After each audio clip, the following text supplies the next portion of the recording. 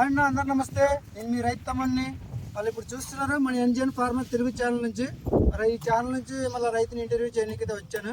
మన ఈ రైతు గురించి మళ్ళీ ఇప్పుడు తెలుసుకున్నాం, ఏ విధంగా ఇక్కడ వంకాయ సాగు చేశారా చెప్పనా. మాది కపటల్లా నేను 2 నెలల దిగులు పెట్టి ఇప్పుడు 3వ కోత ఇది ఇంకా మాత్రం సాగిస్తున్నాను.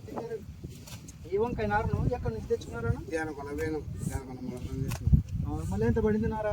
ఇది ఒక 3,000 పడింది. ఈ నార నాటుకోవడానికి ఎంత ఖర్చు అయిందన్న? ఒక 5-6 వేలు అయితే నారకి 5,000 అయింది. పెట్టుబడి మాత్రం ఒక లక్ష వచ్చింది. లక్ష వచ్చింది. వంకాయ నాటుకోవడానికి కలుపు తీయడానికి దానికి ఎంత ఖర్చు అయింది? అట్లయితే ఒక 30,000 వచ్చింటది కలుపుకి నారకి.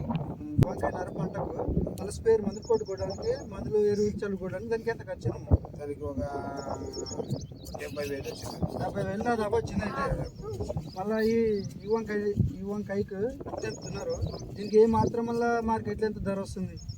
80 రూపాయలు మనువు 80 రూపాయలు. అట్లా మీరు ఎన్ని మనువులు వచ్చినాయి? అది నిన్న 2 క్వింటాలు వచ్చినాయి. 2 క్వింటాలకు దాదాపు 2,000 చిల్లర వచ్చింది.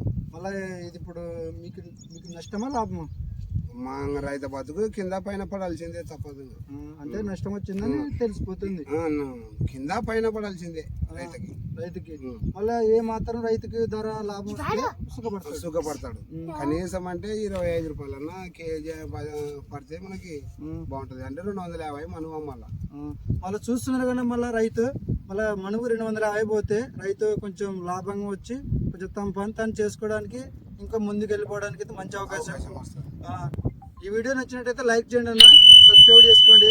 ఇలాంటి రైతు ఛానల్లో మన ఇంటర్వ్యూలు ఎన్నో వస్తుంటాయి. కొంచెం లైక్ కూడా చేసుకోండి, సబ్స్క్రైబ్ చేసుకోండి.